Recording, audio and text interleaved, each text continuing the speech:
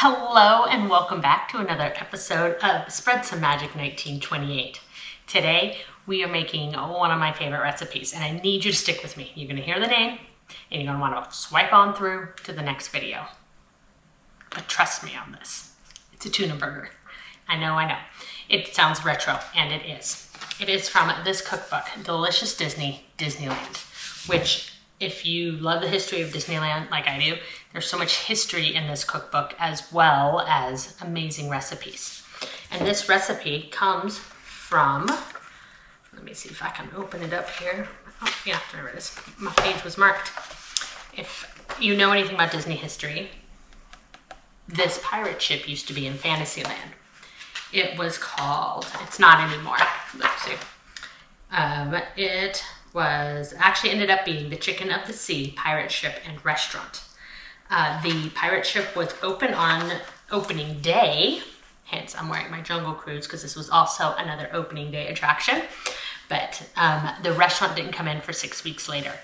And this tuna burger was the #1 item on the menu, most ordered. It is definitely very 50s, right? Tuna casseroles were a huge thing back then. I'm sure tuna melts. So it says in this, despite the best efforts, the flagship restaurant was only half finished on opening day, which was July 17th, 1955. The faithful recreation of a Spanish man-of-war galleon, however, was open.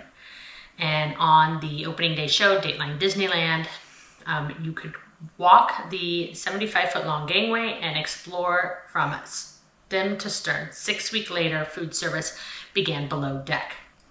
The menu over the years included oysters, shrimp, clam chowder, salads, plus the meatball sandwich. But the showstopper was the tuna burger, essentially a warm tuna mixture with Thousand Island dressing and sweet pickles in a double-decker hamburger bun.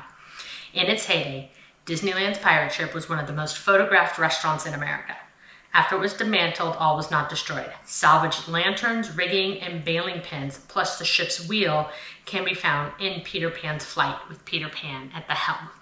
I also saw like the hook holding the sign is in the queue line of Peter Pan as well. So tonight's dinner is this tuna burger. At some point, I wanted to try it, like the history of it, the retro recipe aspect of it, it sounded intriguing. And we loved it. I've done a little tweaks to this recipe since then. If this is something like, if I want to leave my husband a quick dinner to heat up, I can pre-make it, leave it in the fridge for an hour or two, and he just pops it in the oven and heats it up, and it's really delicious. So you're gonna make the sandwich, you wrap it in foil, and you put it in the oven for like 15 minutes. And done, like dinner's done. So we are gonna get started on this, but this cookbook has some of the best Disney recipes in it. This first chapter where this recipe's from are from restaurants that no longer exist.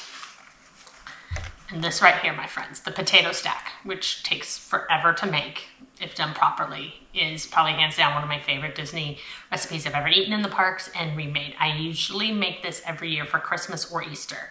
I had a online version, you know, people recreate these or try to themselves all the time. It wasn't a park version and I lost it. The internet lost it. It like got scrubbed from the internet. And I was able to dig out and find that piece of paper. You know, how many times do you print recipes and you lose them? I was able to find that one. This recipe is so close. It is a little bit better. I'm telling you, the beignets are in here. It's newer. There are things from Galaxy's Edge in here. There's, you know, they've redone the Pacific Wharf and now it's San Francisco, and they have San Francisco recipes in here. This book has so many good Disney recipes. I am excited to go through it and pick some out for us to try. There's even food festival recipes in here, none that I've written down, but there is so much in this cookbook. And like I said, if you're a fan of the history of Disney or Disneyland specifically, you've got to get this book. So things I change. It says Thousand Island dressing, so they basically have you mix ketchup and mayonnaise together. I sub half the ketchup for this chili sauce. It's not spicy, but it does add a little something. It calls for a, 6.5 ounce can of Chicken in the Sea, and this is for 4 people. I have this safe catch from Costco. I like this tuna, and this is a 5 ounce, 5 ounce jar. So this 5-ounce I'll split between me and my husband. So it's a little less tuna than the recipe calls for, but I'm only making it for 2 people, not 4. It calls for a little bit of chopped onion. I have a half a red one here, some celery, and whole hamburger buns. And these are already sliced, but these are my favorite. The reason they want you to have whole buns is so you can make it a triple decker and cut the bun into thirds. I'm not about that. Let's just make it one big burger. You can do it if you want. That's just more work. So we just make it as a normal burger, not as like a club sandwich. And it works just fine. It also, don't forget it was the 50s, calls for sweet pickles. Most people don't like them these days. My husband definitely doesn't like them, so he gets regular dill, hamburger slices, these are ovals, these will work fine, and extra pickles for him. I do tend to use these maple bourbon bread and butter pickles. These are delicious. They're a little on the sweeter side, so it does give you that sweet pickle flavor. And yeah, like I said, delicious. And then the whole thing also gets a squirt of lemon juice because we've got fish. And I think that's all we need to talk about right now while we get everything mixed together.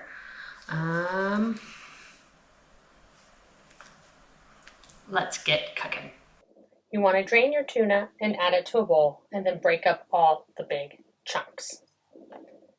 Then you're going to add a 1/4 cup of chopped celery and a tablespoon of chopped onion, 1 teaspoon of lemon juice, and then 2 tablespoons of mayonnaise. Mix well until all onions are incorporated and your tuna is as small as you want. Sometimes it breaks up as you mix it up.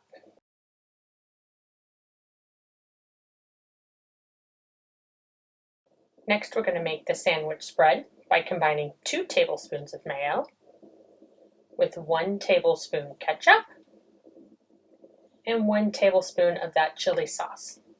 Or you can just use 2 tablespoons ketchup. Either way works. Stir well until combined. Now we're ready to assemble.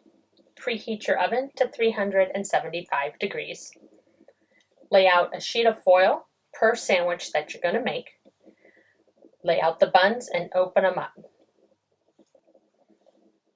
You're going to add the sandwich spread to the bottom parts of the bun or to bottom and top, whatever you prefer, and as much as you like.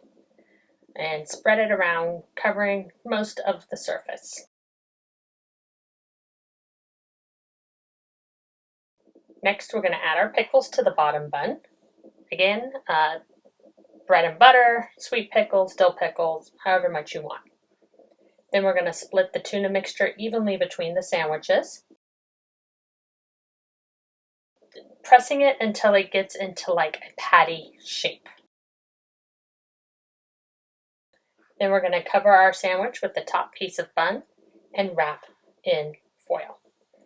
Once all your sandwiches are wrapped, it's ready to bake. Put it in the oven for 15 minutes. Just like that, dinner's done. Oops, don't drop them. All right, it's ready. Let's open it up and take a look. I mean, nothing really changes in it.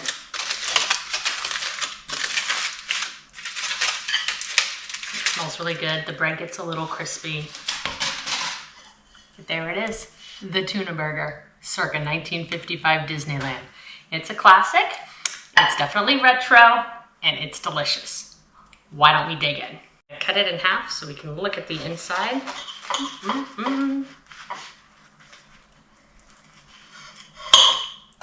Definitely got a little bit more messy. It's so tasty. I don't know what it is, whether it's the sauce or the pickles, the tuna, I don't know. It is delicious. It is a messy sandwich. It comes out, but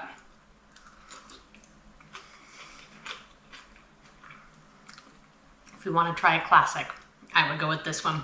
Anyhow, thanks for stopping by today. Be sure to like, follow, and subscribe, and spread some magic wherever you are. Until next time.